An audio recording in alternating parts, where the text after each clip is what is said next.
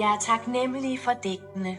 Lyt til følgende digt og gæt hvordan og hvorfor subjektivitet smeltede sammen med en jakke.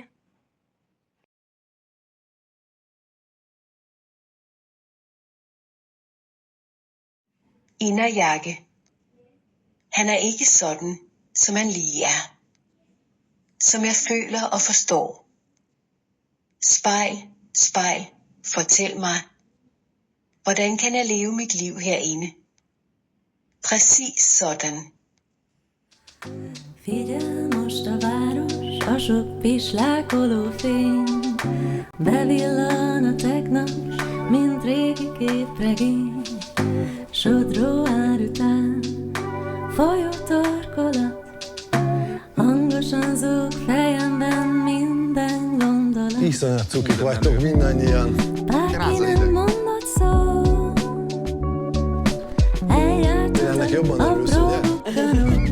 Látom. Meg nem